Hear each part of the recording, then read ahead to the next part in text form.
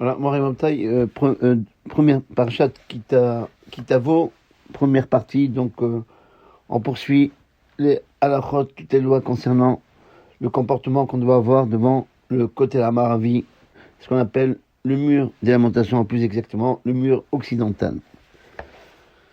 C'est une obligation à tous ceux qui sont responsables sur la sainteté de l'endroit du côté Amaravi de faire une séparation comme la halacha l'exige entre les hommes et les femmes. Voilà, il est interdit de manger et de boire devant le kotel parce que c'est un endroit qui a été sanctifié par tous les enfants d'Israël pour la tefila. Il faut pas oublier que le kotel, il a le même statut qu'une bête à Knesset, qu'une synagogue, et encore plus parce que c'est la synagogue par excellence. Et surtout, ne pas oublier que de là-bas, la shrina, la présence divine, elle est toujours présente. Et ainsi, il faut s'empêcher de fumer des cigarettes ou des cigares devant le kotel. Et celui qui a une attitude légère en parlant des discussions vaines ou bien en mangeant et buvant devant le kotel, sa faute est importante et dure à supporter. Et c'est sur lui que Yeshaya, un avis, a dit Mi bikesh zot mi etrem, qui vous a demandé Remos Ratserai de fouler, mais par vie de venir. Il veut que on va au côté Amaravi, comme c'est marqué dans la Torah, des man tilma dira Hashem lokera, pour apprendre à craindre à Dieu, parce que c'est une école des Mouna, quand on voit tous les nissim, tous les miracles, et qu'on sent, on palpe la shrina, la présence divine devant le côté Amaravi, et qu'on change de comportement. C'est ça le but. Et celui qui va simplement pour aller là-bas, alors que Dieu lui dit, comme a dit Yeshaya, Mi bikesh zot mi etrem, qui vous a demandé venir fouler, mais par vie. Voilà. Et il faut faire attention, si on fait une brit mila devant le kotel, ou bien une bar mitzvah, c'est bien de ne pas faire une souda, ou bien même faire un petit kavod, honorer la communauté avec des friandises ou des bonbons, seulement après l'endroit où les gens prient. Il vaut mieux aller d'ailleurs du côté, quand vous sortez du côté droit, il y a un endroit là-bas où les gens qui sont vraiment religieux, ils font les séoudot, c'est mieux de ne pas voir le kotel quand on fait une séouda, au moins qu'on s'éloigne du kotel après la place où tout le monde prie en tous les cas. Et il faut faire attention que ceux qui sont devant le kotel n'ont pas le droit de cracher devant le kotel Amaravi ou bien nettoyer leur nez d'une façon que je ne vais pas vous faire une photo, mais on n'a pas le droit de vider le nez directement par terre dans le côté Maravi, parce que c'est une façon de mépriser l'endroit. Et ainsi, on ne fait pas de choupa, de mariage, un khatan, une kala, dans toute la place du côté Maravi, et c'est bien que celui qui va au côté Maravi, qu'il ait son corps et ses habits propres, sans avoir aucune saleté, en venant devant le côté Amaravi prier.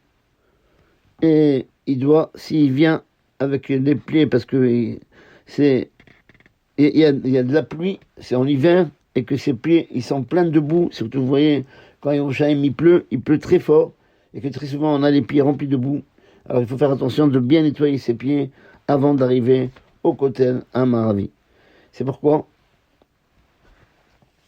pour la même raison, il serait interdit de venir au côté Amaravi, simplement pour une visite, une promenade, pour voir par curiosité comment il est le kotel, ou bien pour par exemple les mariés, de venir seulement pour prendre des photos, parce que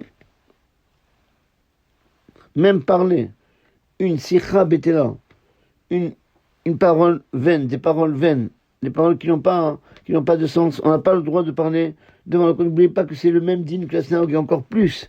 Les gens ils pensent comme ça, on voit ses copains, on parle, comment que ça va, on a le droit de parler, mais on ne doit pas parler devant le kotel, c'est le même digne que le synagogue, pas des discussions en des cas frivoles, parce que cet endroit-là a été consacré à la Torah, à l'étude de la Torah, et la tefila et la prière.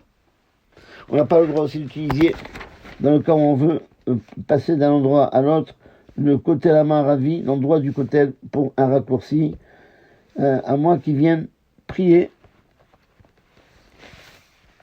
Et là, à ce moment-là, il peut utiliser le côté la Maravi dans le cas où son objectif c'est de prier, ou bien qu'il prie, eh bien, il peut utiliser le kotel, l'endroit du kotel comme un moyen de raccourci.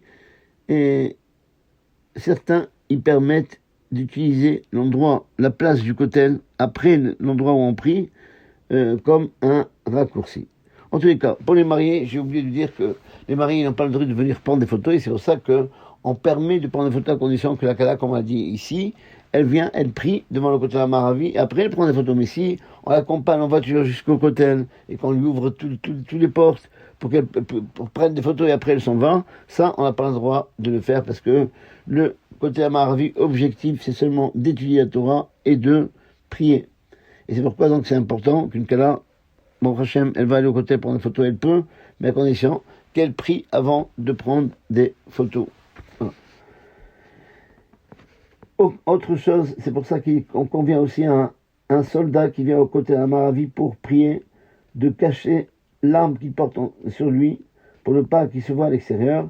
Et si c'est impossible de le cacher, par exemple c'est un grand fusil ou quelque chose de grand, c'est impossible de le cacher entièrement sous ses vêtements, et il a l'obligation et il doit porter cette arme-là sur lui pour des raisons de sécurité, alors on peut permettre de rentrer avec une arme devant le côté de la Maravi pour prier. Pour la même raison, il est interdit aussi pour celui qui a un portable de le laisser allumé pendant le kotel, pendant quand il est devant le kotel, mais il doit l'éteindre avant de rentrer à cet endroit de tefila. Et ainsi, on doit se comporter dans toutes les synagogues.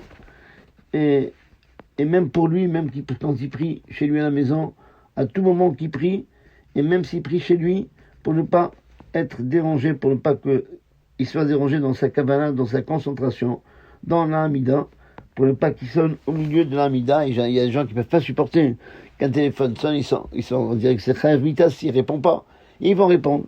Donc c'est pour ça qu'il vaut même pas être dérangé, parce que même le mettre comme ça, c'est marqué dans la Chod de Rav Yosef, le portable, non seulement on ne doit pas le laisser allumer, à moins que c'est un rave qui a besoin d'une réponse, qui a besoin que quelqu'un lui l'appelle pour lui répondre à une question importante, ou bien il y a un message important qu'on doit recevoir, eh bien, sinon, il faut éteindre, il faut même pas mettre sur vibreur, parce que d'accord, quand tu mets sur vibreur, tu déranges personne, mais tu déranges à toi, et même toi, tu n'as pas le droit d'être dérangé pendant la tefila.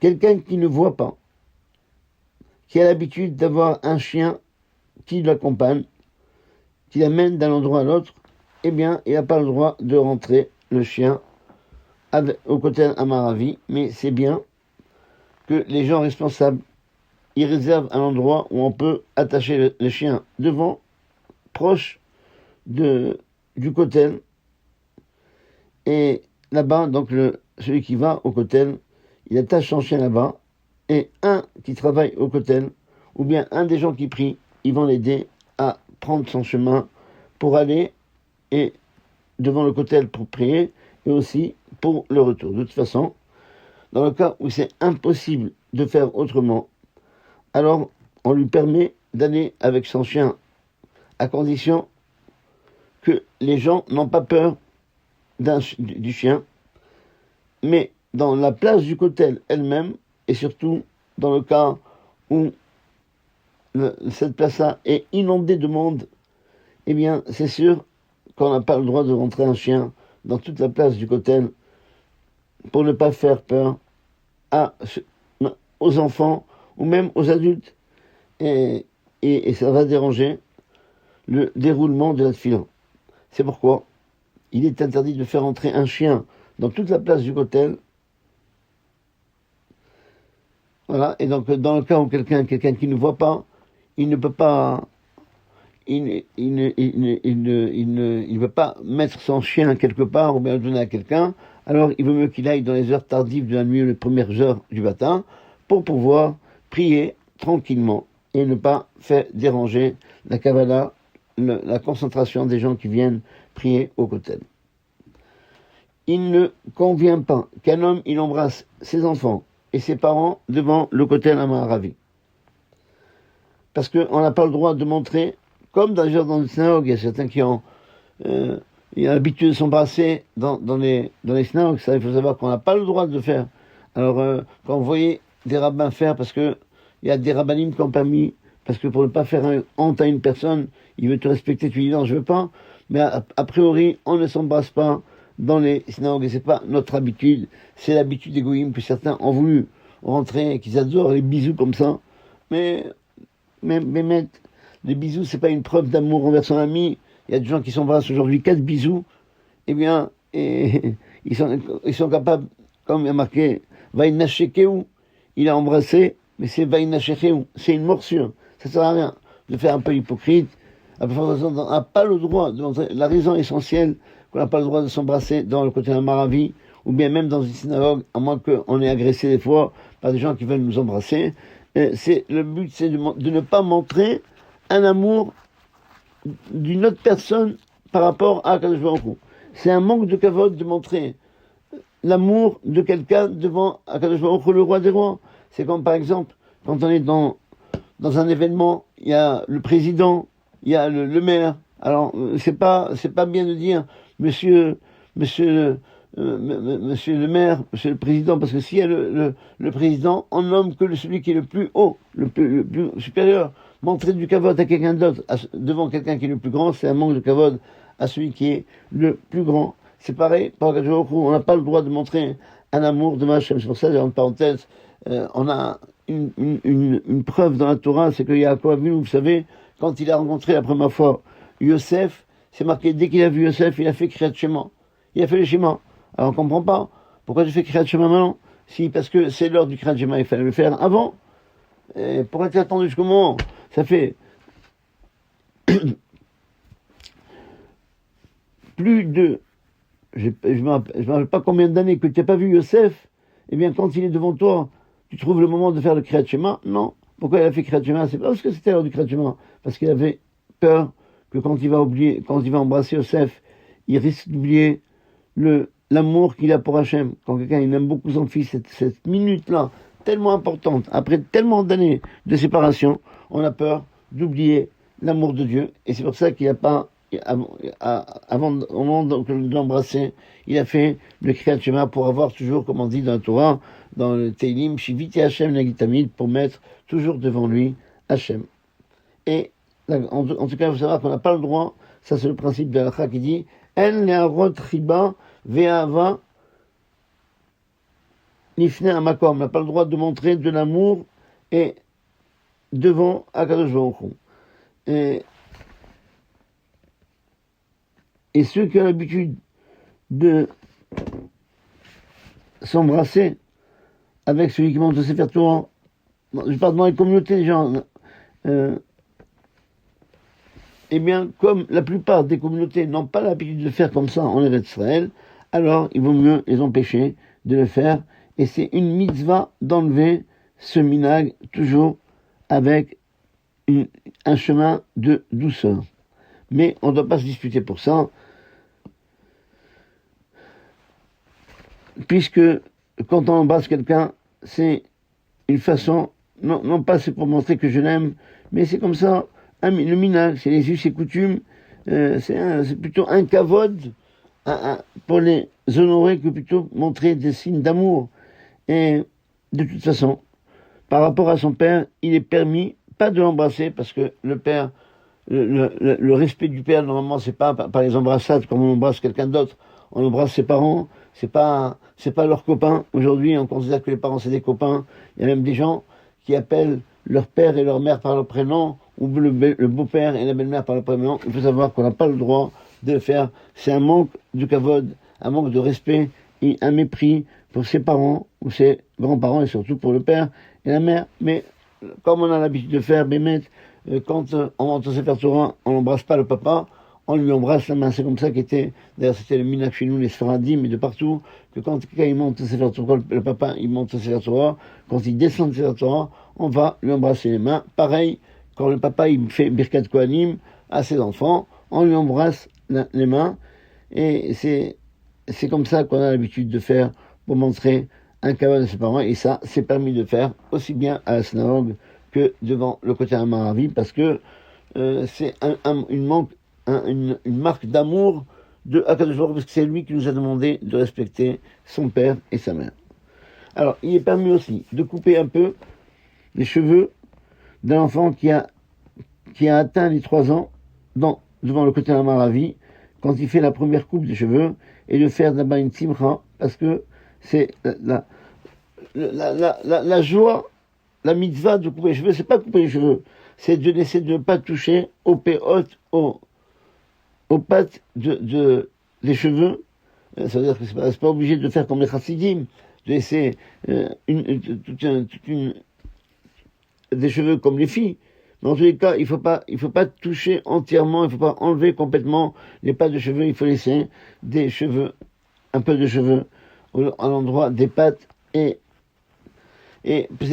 comme c'est la première fois qu'on fait cette mitzvah-là, puisqu'on coupe les cheveux à l'enfant, c'est pour montrer qu'on chérit la mitzvah, et c'est pour ça que on multiplie la joie, comme c'est marqué dans le Sha'ar HaKavanot, donc du Harizal, de Rabbi Chaim Vital exactement. C'est comme ça ils avaient l'habitude de faire, et ils faisaient cette chose-là normalement sur la tombe de Rabbi Shimon Bar Yochai à Méron. Mais en tous les cas, il faut savoir que il y a plusieurs raisons. Une des raisons qui m'a semblé très belle, c'est de dire parce que l'enfant, quand il est dans le ventre de sa mère, il apprend toute la Torah. Et voilà. Et après, quand il sort, il y a un malach qui lui tape sur la bouche, et il oublie cette Torah-là. Et donc, comme il oublie la Torah, ben, il se met dans un état de deuil parce qu'il a oublié tout ce bien précieux qu'est la Torah. Et de la même façon que quelqu'un qui est en deuil, il se coupe pas les cheveux, et la barbe, bon, l'enfant il vient de naître, il n'a pas de barbe. Donc, on lui coupe pas les cheveux parce qu'il est en état de deuil jusqu'au moment où il atteint l'âge de 3 ans, parce que les 3 ans, c'est là où son père doit commencer à lui apprendre la Torah, il doit lui apprendre le pasuk Torah, Sivalanu Moshe, Moracha, Kelat Yaakov, et donc il retrouve cette Torah, donc il enlève dans son état de deuil, et comme on souhaite que cet enfant, il arrive pas simplement à dire quelques mots de Torah comme certains, mon fils il va pas être rabbin, il doit apprendre un peu de Torah, mais chacun, il doit espérer que son fils, ça soit un vrai Talmid Racham, un érudit de Torah. Et c'est pour ça beaucoup ont l'habitude de couper les cheveux sur la tombe de Rabbi Shimon Bar Yochai, puisque lui est arrivé au summum de l'étude de la Torah, qui est le sod. Voilà d'où vient cette habitude de couper les cheveux à l'enfant à l'âge de 3 ans, et aussi sur la tombe du Rabbi Shimon Bar Yochai. Mais en tous les cas, il faut savoir que chez les Sfaradim et dans les générations d'avant, on n'avait pas l'habitude de faire attention, de ne pas couper les cheveux de l'enfant jusqu'à 3 ans, et c'est pourquoi on peut, même ceux qui ont l'habitude de faire, et c'est Efchar et Agdim, on peut faire soit plus tôt, soit un peu plus tard, c'est pas obligé de prendre la date pile des 3 ans pour couper les cheveux, on peut le faire soit un peu avant, soit un peu après. De toute façon, nous on n'avait pas l'habitude. Une fois ils ont demandé à Rav Yosef, quand il a coupé les cheveux de ses enfants, il a répondu qu'en disant attraper des poux au cheder. Voilà. Pour vous dire que nous, on n'avait pas l'habitude de faire ce minhag-là. Ceux qui veulent le faire, c'est très bien, c'est une fête en plus, c'est bien, ça va enrichir un peu les traiteurs encore plus. Mais en tous les cas, c'est pas notre minhag, c'est pas interdit de le faire. Bon, j'aime, c'est une simra pour l'enfant. Et bon, les gens, ils aiment faire ça, bon, avec tous les problèmes que ça pose. Mais c'est pas grave, si on peut l'en faire, on a le droit. Mais en tous les cas, pour savoir est-ce qu'on a le droit de couper un peu les cheveux pour la première coupe, on parle de la première coupe des cheveux d'un enfant devant le côté Amaravi, oui, c'est permis, mais pas couper, faire toute la coupe, mais un peu de cheveux la première fois qu'on passe les ciseaux sur la tête de l'enfant, on a le droit de le faire devant le côté Amaravi. On n'a pas le droit aussi de s'asseoir devant le côté Amaravi, un pied sur un autre pied. De la même façon qu'on n'a pas le droit de le faire il y a beaucoup de gens qui connaissent pas cette halakha, ils mettent un pied sur l'autre et ils présentent leur pied devant, sur tout le echal, eh bien, ça, on n'a pas le droit de le faire, même à la synagogue. Et si son but, c'est seulement de mettre un pied sur un autre, pour poser un livre, pour être plus proche du livre, pour pouvoir bien voir, eh bien, on a sur qui s'appuyer, et comme ça, et de toute façon, même comme ça, il vaut mieux ne pas le faire, parce que surtout si c'est un Ben Torah, c'est un signe de montrer qu'on est indépendant, on a de la gava, c'est un signe de gava de mettre un pied sur un autre, voilà, et c'est pour ça qu'il vaut mieux éviter aussi bien au côté de la Maravi, surtout au côté de la Maravi, et surtout aussi dans une bête à Knesset, dans une synagogue. Il est permis à un homme qui n'est pas pur, même que la touma, l'impureté, elle est sortie de son corps, comme par exemple quelqu'un qui a perdu de la semence, de rentrer avant la tvila au côté de la Maravi pour prier.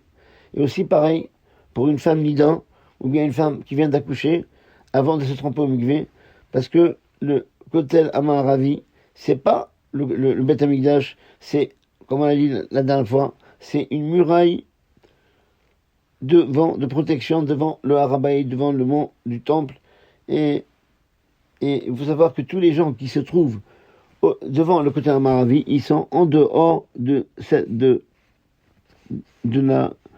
la frontière du Harabaït. Et c'est pourquoi il est permis de rentrer là-bas avec les chaussures, alors que à l'endroit du Beth Amikdash, dans le Beth Amikdash, on n'avait pas le droit de rentrer avec ses chaussures au pied, on était obligé d'enlever les chaussures de ses pieds pour pouvoir rentrer.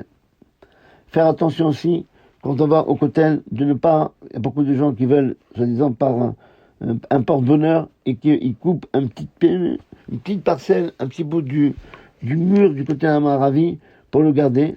Et pareil, on n'a pas le droit d'enlever même la terre qui se trouve entre les pierres du côté Amaravi pour la garder en tant que porte-bonheur.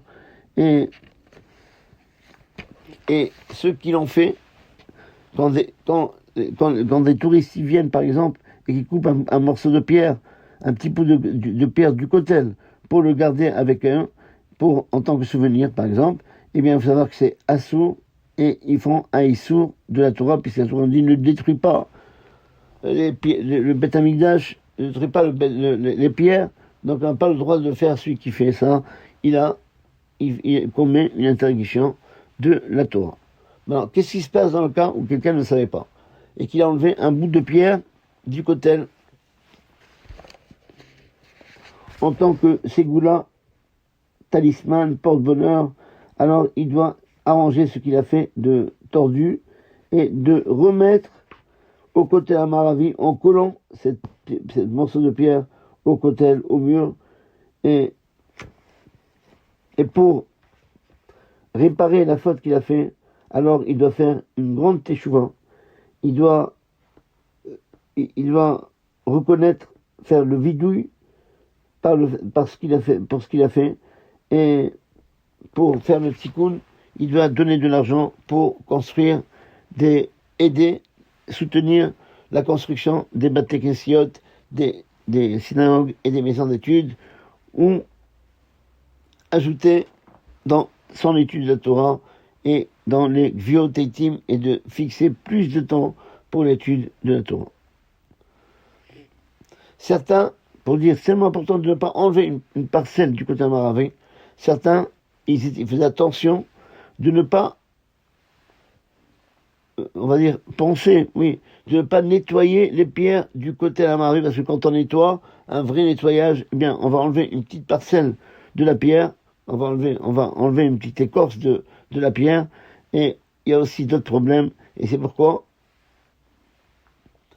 il y a beaucoup de rabbanim qui disent il vaut mieux laisser les pierres du Kotel telles qu'ils sont, de ne pas les nettoyer, et par contre la mitzvah, c'est de nettoyer le parterre du Kotel, qui soit propre, comme ça, pour les gens qui prient, et ils sont à l'aise de prier comme il faut. En tous les cas, c'est aussi pour le kavod de l'endroit, tout endroit qu'on respecte, on laisse pas des saletés, on le lave, on le nettoie, et c'est pour ça donc pour le Kotel, beaucoup de rabbanim disent il vaut mieux ne pas nettoyer les pierres, ne pas penser les pierres, mais surtout faire nettoyer le parterre.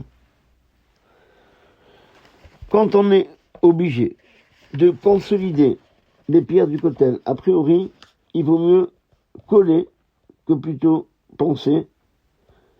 Et si c'est impossible de bien arranger par le collage, alors on peut permettre de faire tout ce qu'on a besoin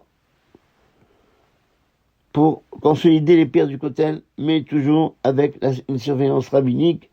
Mais a priori, il faut faire très attention de ne pas toucher, de ne pas changer les formes des pierres du kotel pour les poncer, mais il faut rester la forme des pierres telles que on les a construites à l'époque de David et Shlomo Amelech. Quand il y a besoin, il est permis par contre de couper, mais très délicatement, un peu de l'herbe qui se trouve entre les pierres du kotel et d'utiliser cette herbe pour une sgoula, pour un porte-bonheur, parce que il faut savoir, la gdusha, elle est dans les pierres, elle est dans l'herbe, mais elle n'est pas dans l'herbe. Elle est que dans les pierres et dans la terre qui se trouve entre les pierres du kotel et non pas dans l'herbe. Pareil, il est permis pour protéger le kotel de programmer, de mettre une alarme dans le Haron HaKodesh du kotel Amaravi, que dans le cas où il y a un vol, eh bien, on sera protégé contre les voleurs. Pareil, on a ce qu'on appelle le kotel à Katan, c'est beaucoup plus loin. Je sais pas si les gens les ont été voir, ça s'appelle le petit kotel par rapport au grand kotel. Il y a un endroit où vous voyez, comme j'ai dit la dernière fois, n'oubliez pas que les Arabes ont utilisé les pierres du kotel, le mur du kotel Amaravi, parce que c'est pas toute la largeur du kotel Amaravi qu'on a. Ça va beaucoup plus loin. Le kotel Amaravi, c'est beaucoup plus grand que ça. Mais malheureusement, il y a des endroits où il y a des habitations arabes. Et c'est pour ça que plus loin, vous allez trouver, quand vous passez, vous voyez, il y a un tunnel. Si un jour vous avez le srout d'aller en Israël, quand on sort du côté de la Maravi, alors on va à droite et après il y a un petit tunnel. On rentre dans ce tunnel-là et vous demandez dans le quartier arabe, demandez aux policiers qui sont là, à la sécurité qui est là-bas, où se trouve, ça s'appelle le côté de la Catane, et vous allez voir le même côté, juste vraiment l'endroit le plus sain, c'est juste devant la mosquée d'Omar, voilà. Juste là-bas, il y a le kotel, à gauche c'est le kotel, et en face, on va voir la rentrée pour les Arabes pour aller à la mosquée d'Omar, et c'est là-bas qu'il y a le kotel à Catane, et là-bas aussi, il faut savoir que c'est la même Kedusha que le kotel à côté de la Maravi, et on doit se comporter là-bas avec beaucoup de kavod, et avec beaucoup de sérieux, comme il convient au palais du roi, parce que même là-bas, la Shrina, au contraire, plus là-bas, parce que c'est un endroit, franchement, il faut voir la Kedusha qui est dans cet endroit-là. Je sais pas si les gens y connaissent. Il faut savoir que la Shrina aussi n'a jamais bougé de là-bas, et que là-bas aussi c'est un Makom Kadosh, c'est un endroit saint. Et il faut faire de tous les moyens pour enjoliver cet endroit-là et enlever toutes les poubelles et tous les saletés qui vont porter atteinte à la Kedusha de cet endroit-là. Et c'est bien d'élargir cet endroit-là, pas pour nous, on n'a pas le moyen de le faire, pour que les gens y viennent prier. Et c'est un endroit très important. Et il faut aller voir. Mais il faut aller voir cet endroit-là. Ça s'appelle le côté de la Catane. Il faut un peu être courageux. C'est dans le quartier arabe. Mais a priori, Ben Hachem, il n'y a aucun risque. On peut aller avec sécurité.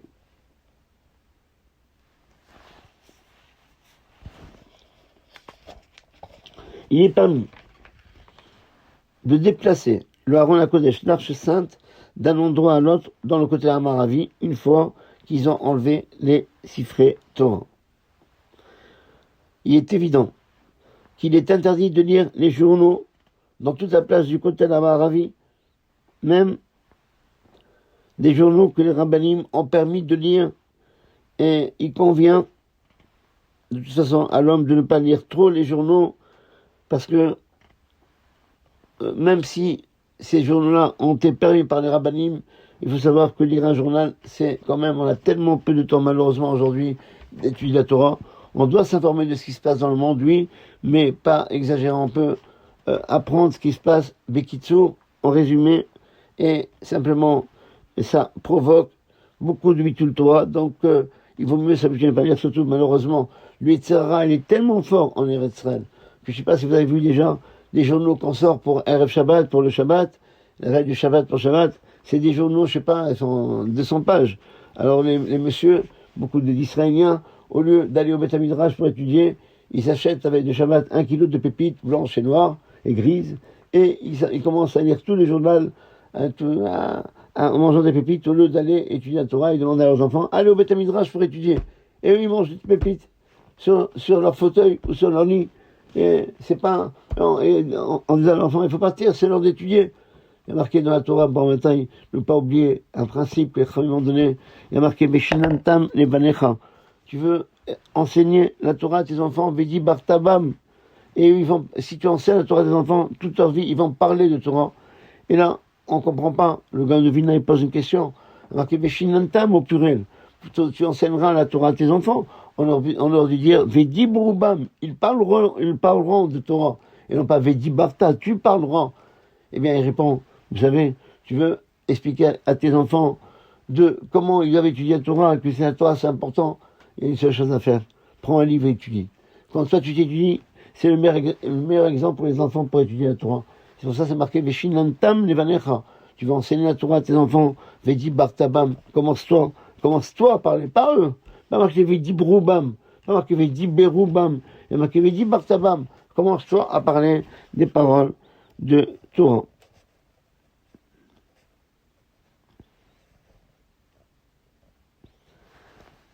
Certains ont permis de se protéger du soleil, de s'abriter au côté Amaravi, au moment de l'étude de la Torah ou la Tfila. Et c'est pas considéré comme profiter des pierres du Kotel, même ceux qui pensent que les pierres du côté Amaravi, on doit se comporter avec eux comme avec doucha, avec sainteté, comme le mont du temple. Et en tous les cas, si c'est pour étudier la Torah, on a le droit de rentrer à l'intérieur pour pouvoir se protéger, mais on n'a pas le droit d'utiliser le côté Amaravi seulement pour s'abriter de la pluie. C'est pas un kavod que quelque chose qui a été donné pour un usage tellement important. On disait un usage important. C'est ce qu'on appelle dans la Torah Baltashrit, le gaspillage. Pourquoi Kadosh Baruch Hu, il a détruit le Beth Amikdash? Parce que c'est du gaspillage. Quand un enfant, on lui donne à boire un biberon, on lui donne pas une bouteille d'1,5 litre avec son lait, on lui donne un biberon qui contient ce qu'il faut. Allez, c'est pareil. Il donne les endroits qu'on a besoin pour la Gdusha, tels qu'on a besoin. Et si on prend des endroits plus grands, alors qu'on ne va pas utiliser, c'est considéré comme Baltashrit. C'est pour ça qu'on n'a pas le droit d'utiliser le côté Amaravi, c'est un manque de kavod d'utiliser pour autre chose que pour l'étude de la Torah et pour la Tfila. Certains interdisent aussi de s'appuyer sur les pierres du côté Amaravi, parce que c'est considéré comme mépriser la Gdusha du côté. Et certains interdisent que pour celui qui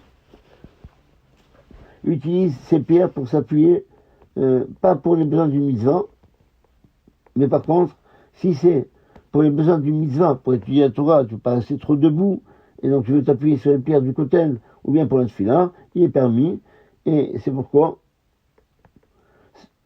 ceux qui ont l'habitude de mettre la tête et les mains et s'appuyer sur les pierres du kotel Amaravi, il n'y a pas d'interdiction.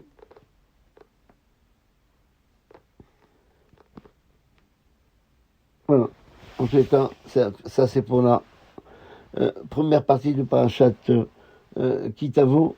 Alors je vous souhaite à chacun de vous Shabbat Shalom et que Ben Hashem Shana Tova M'vorechet pour chacun de vous, et on continuera la suite. C'est à la chôte. Je pense que ça sera le dernier cours la semaine prochaine. Ben Hashem.